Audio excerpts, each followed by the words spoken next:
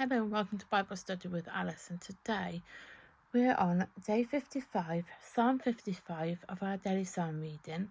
We are reading from the ESV translation, but you're more than welcome to join us from a different translation. As you can see, we are on Psalm 55. These videos are filmed in real time. Today's date is the 28th of December 24, and it's a Saturday. You can find the previous 54 psalms in the playlist below. There is a disclaimer as usual, and that is one, these videos aren't edited, and also I probably stumble on my wording, which is more likely going to happen. Let's get started.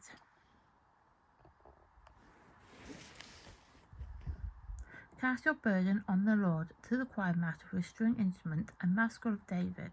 Give ear to my prayer, O God, and hide not yourself from my plea for mercy. Attend to me and answer me. I am restless in my complaint, and I moan because of the noise of the enemy, because of the oppression of the wicked. For they drop trouble upon me, and in anger they bear grudge against me. My heart is in anguish within me. The terror of death hath fallen upon me. Fear and trembling come upon me, and horror overwhelms me.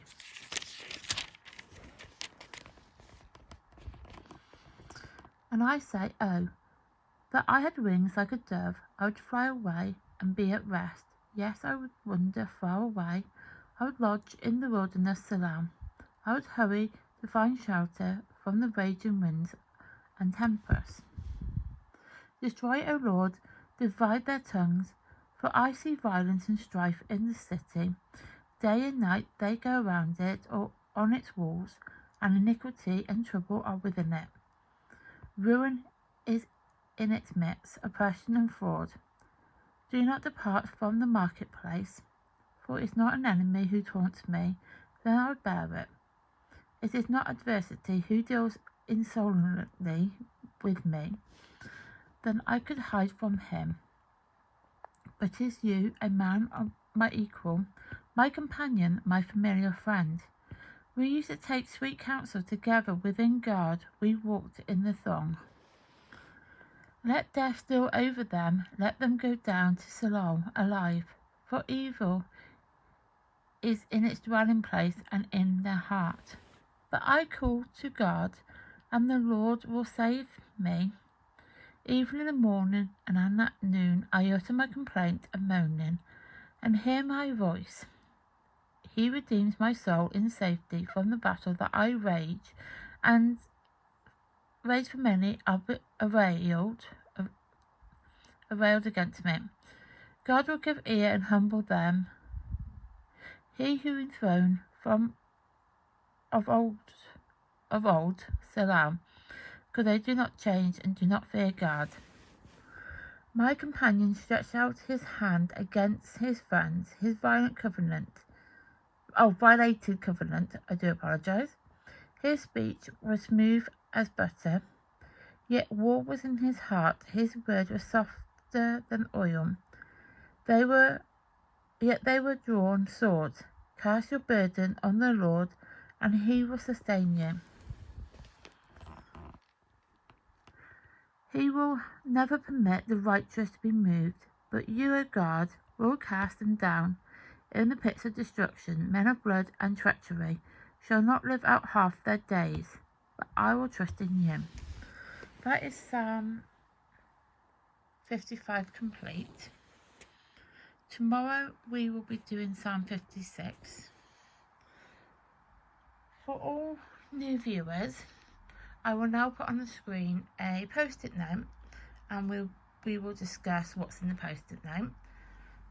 There are a lot of psalms where the date is unknown, and that is due to the fact that historians and scholars aren't sure when the date that the psalm was written in, and they do kind of go by events. Sometimes events they don't know, other times they do, but they kind of just go by what they know, I guess. I don't really know how to explain it. It's just with each of the Psalms, because they're so old and were written in a time that was thousands of years ago, they don't they don't know when even the psalm was written, because with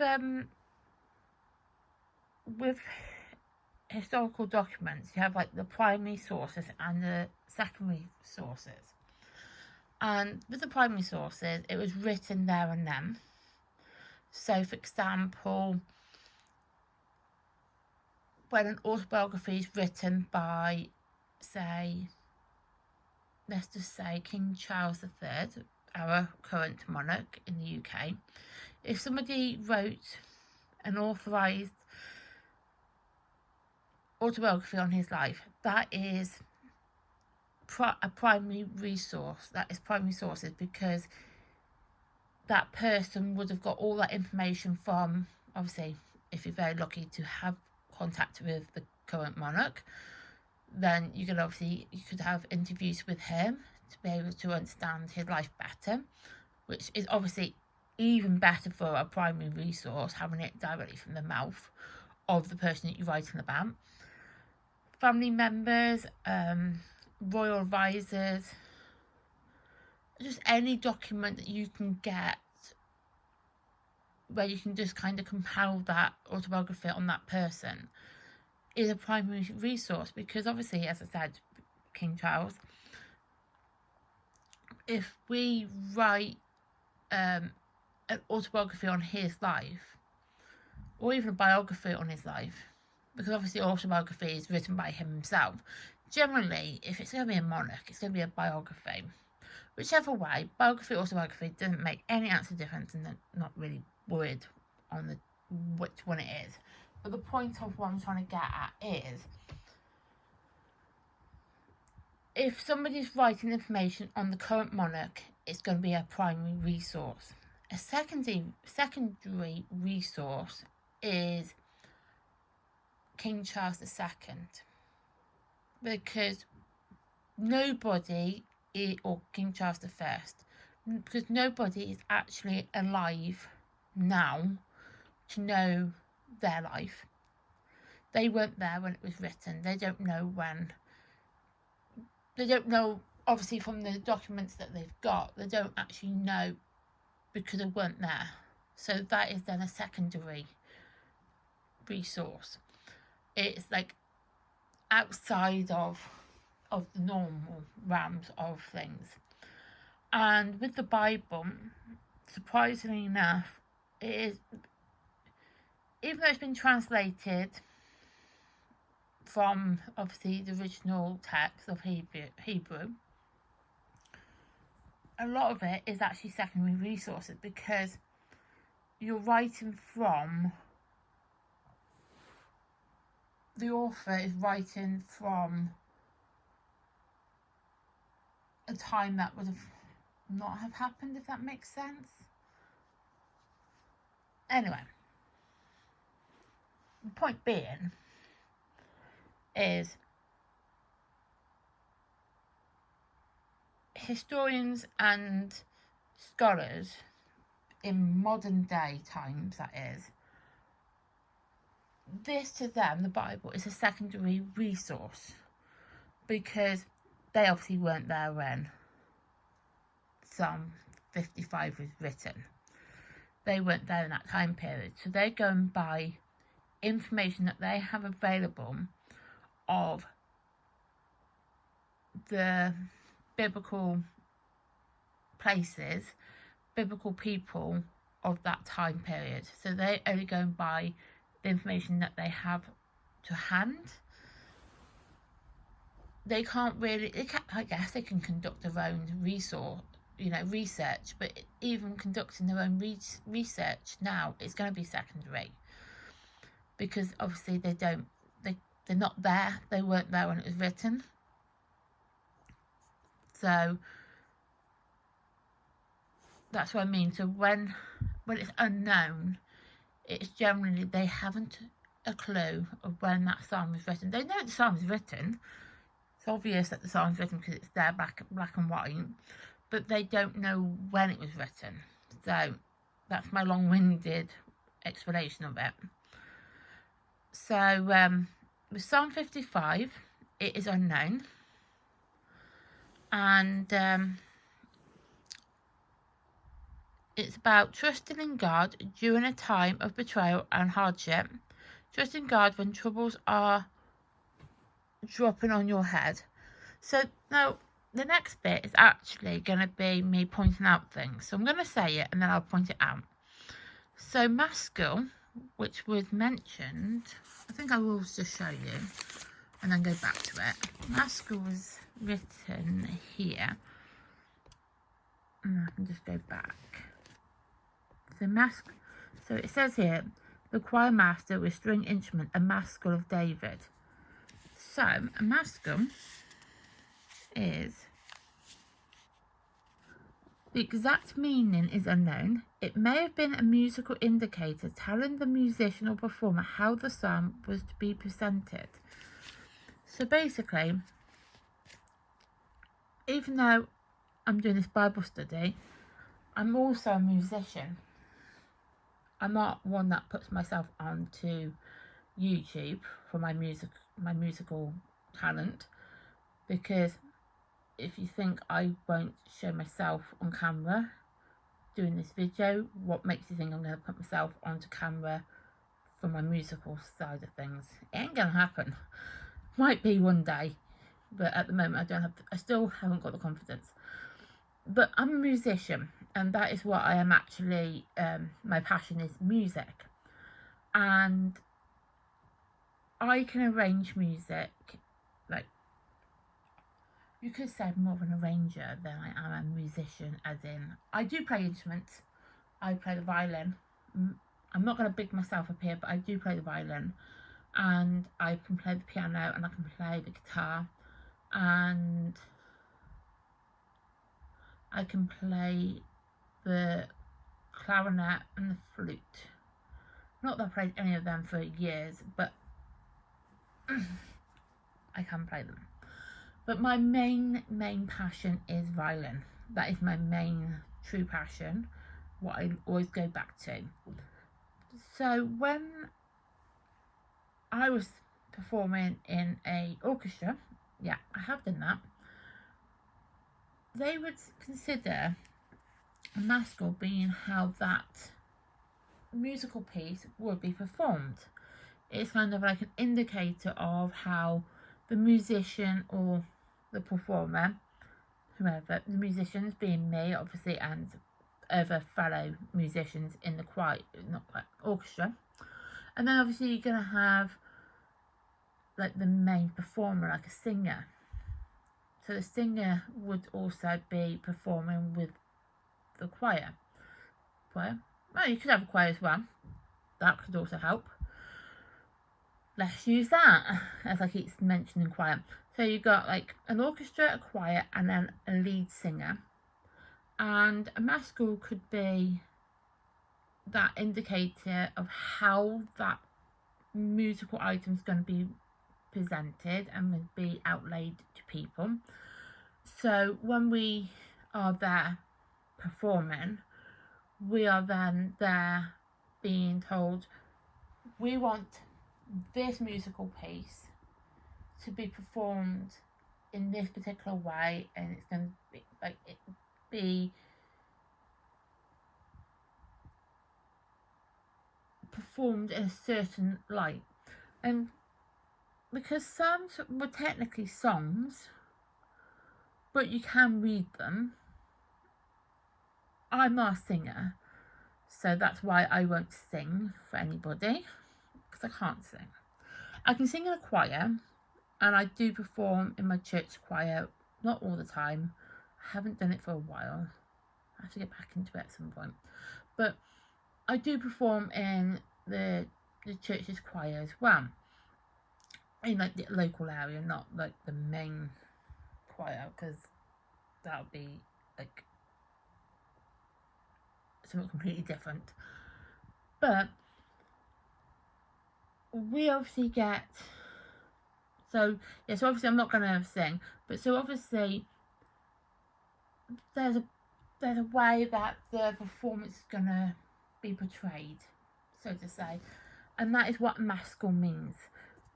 So it does get mentioned quite a bit. I've just noticed, well, I say noticed that, I do know this, but it's like it gets mentioned here in Psalm 53, for example, and in Psalm 54, to the choir master according to Maleth, a maskell of David, in Psalm 54, to the choir master of a string instrument, a maskell of David, when the Zebrahites went and told Saul, is not David hiding among us? And then let's just go back a little bit to see if there's anything else. I'm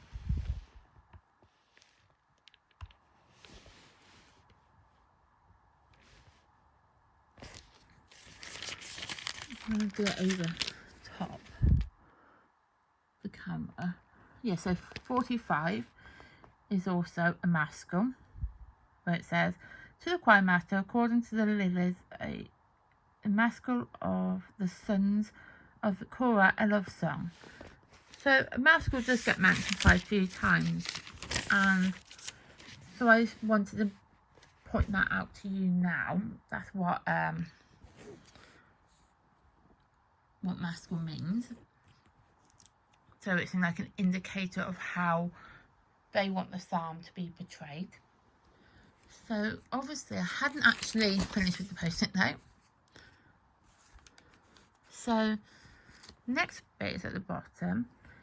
Sheol is actually the place of the dead. So it's like a grave, cemetery, however you want to describe it as. And it is in verse 15. So let death steal over them, let them go down to Sheol alive, for evil is in their dwelling place and in their heart. So that basically indicates like a place of dead, a grave, a cemetery, whichever way you want to describe it as. So that is Psalm 55 complete, I believe. Hold on one moment. Nope, it's not quite complete. I'm doing good at this.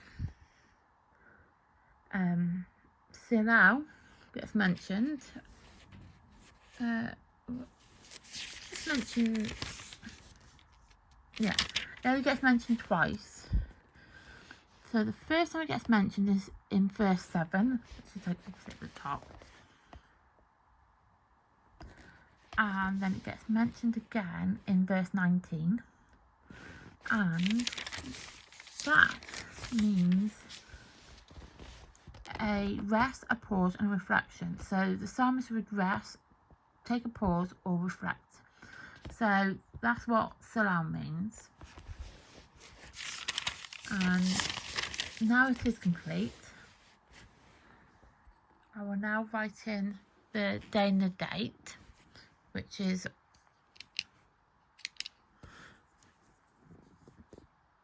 day 55, and it's the 28th of the 12th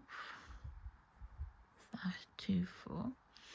We are getting very close to being in the new year. Got quite a few more days, to be fair. 4 days until the new year. So yeah, we're getting there slowly. Tomorrow we will be doing Psalm 56. Thank you for watching. Please like my content, please subscribe to my channel, which I'd really appreciate, and please turn on the notification bell to get notified of when content gets uploaded to the channel. Thank you and goodbye.